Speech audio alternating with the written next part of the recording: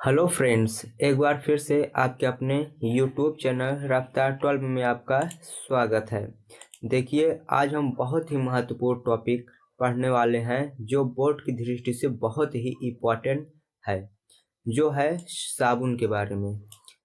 देखिए, इससे क्वेश्चन किस प्रकार के पूछा जाता है कि साबुन क्या होता है, इसके बनाने की रासायनिक अभिक्रिया लिखिए, और होता है कि साबुनीकरण किसे कहते हैं, इस पर संक्षिप्त देखिए, हम आपको अगली स्लाइड दिखा रहे हैं कि इससे किस प्रकार के क्वेश्चन बन सकते हैं। तो आइए दिखाते हैं आपको। देखिए, इससे किस प्रकार के क्वेश्चन बन सकते हैं। देखिए, पहला कैसे बन सकता है कि साबुन क्या होता है, इसके बनाने की रासायनिक अभिक्रिया लिखिए। और किस प्रकार के पूछ सकता है, साबुन का निर्माण में प्रयुक्त प्रमुख दो पदार्थों के नाम लिखिए तथा साबुन बनाने की विधि का समीकरण भी लिखिए। और कैसे पूछ सकता है, साबुन के निर्माण से प्राप्त सह उत्पाद का नाम व सूत्र लिखिए। ओके। और कैसे पूछ सकता है, साबुनीकरण पर संक्षिप्त टिप्पणी लिखिए। देखिए, कितनी बार पूछा गया है, तो हो सकता है 2024 में भी पूछा जा सकता है। तो आप सतर्क होकर इसको याद कर लीजिएगा।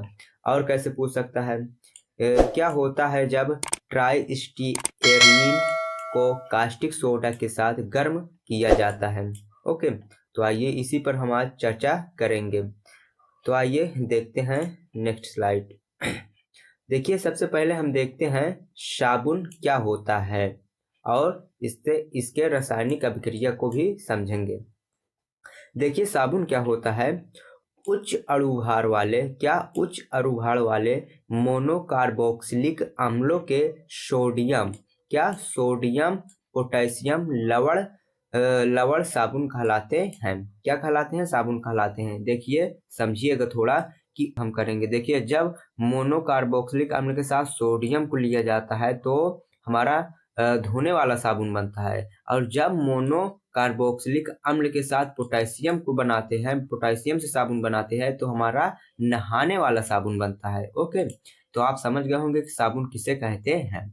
और देखते हैं, ये तेलों और वसाओं के तनु सोडियम हाइड्रोक्साइड या पोटेशियम हाइड्रोक्साइड द्वारा जल अपघटन से प्राप्त किया जाता है। क्या? तेलों और वसाओं के तनु सोडियम हाइड्रोक्साइड और पोटेशियम हाइड्रोक्साइड द्वारा जल अपघटन से प्राप्त किया जाता है। ओके। इसे ही है क्या, इस क्रिया को ही हम साबुनीकरण कहते हैं। क्या कहते हैं? साबुनीकरण कहते हैं, जो वेरी वेरी इंपॉर्टेंट क्वेश्चन है, जो यानी कि बोर्ड परीक्षा में पूछने की संभावना है फिलहाल। ओके। तो आइए इसकी रासायनिक अभिक्रिया के बारे में देखते हैं। देखिए, ये हमारी रासायनिक अभिक्रिया है, क्या यानी कि साबुन बनाने की। देखिए, ये हमारा जो है, देखिए 3 ट्राई स्टेरीन लिया गया है, जिसे हम वसा कहते हैं। क्या कहते हैं? वसा कहते हैं। अब वसा को सोडियम हाइड्रोक्साइड के साथ मिला देंगे तो हमारा क्या बनेगा, ये हमारा साबुन बन जाएगा, यानी कि सोडियम स्टीएरेट बनेगा, जिसे हम साबुन कहते हैं, और ग्लिसरॉल बनेगा। ओके। इसके साथ यानी कि साबुन के साथ क्या बनता है, ग्लिसरॉल बनता है। तो देखिए, ये क्या होता है, C17H35। इसको हम लेंगे 2, और CHO17H35 को एक लेंगे, और इसको जब हम मिलाएंगे किसके साथ, सोडियम हाइड्रोक्साइड या पोटेशियम हाइड्रोक्साइड के साथ जब मिलाएंगे तो हमारा क्या बनेगा, साबुन बनेगा। यहाँ पास देखिए सोडियम स्टेरेट, जिसे हम क्या कहते हैं, साबुन कहते हैं, और इसके साथ हमारा क्या बनता है, ग्लिसरॉल बनता है। एक वो पदार्थ होता है, ग्लिसरॉल बनता है। तो आइए नेक्स्ट स्लाइड देखते हैं। देखिए, नेक्स्ट स्लाइड में क्या समझाया गया है।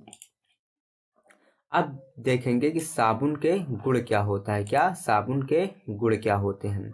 देखिए, साबुन क्षारक रहित होना चाहिए, यानी कि क्षार रहित होना चाहिए, क्योंकि क्षार वस्तुओं और त्वचा को हानि पहुंचाते हैं। दूसरा पॉइंट क्या है, प्रयोग में लाने पर साबुन चटकना नहीं चाहिए। तीसरा पॉइंट क्या है, साबुन चिकना एवं मुलायम होना चाहिए, खुरदुरा साबुन अच्छा नहीं होता है। चौथा क्या है, साबुन अल्कोहल विलेय में विलेय होना चाहिए। पांचवा पॉइंट क्या है, साबुन में जल की मात्रा 10% से अधिक नहीं होनी चाहिए। देखिए अगर साबुन में जब जल की मात्रा 10% से अधिक ही रहेगी तो जब साबुन घुलने लगेगा, तो यानी कि 10% से अधिक नहीं होनी चाहिए।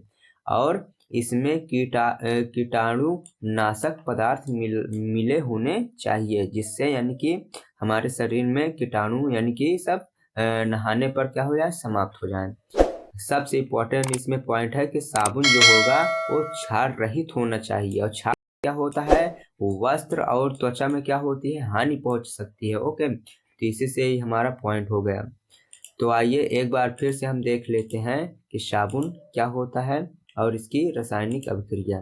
देखिए, उच्च अणुभार वाले मोनोकार्बोक्सिलिक अम्लों के सोडियम तथा पोटेशियम लवण साबुन कहलाते हैं। ये तेलों और वसाओं के तनु हाइड्रा यानी कि सोडियम हाइड्रोक्साइड और पोटेशियम हाइड्रोक्साइड द्वारा जल अपघटन से प्राप्त किए जाते हैं।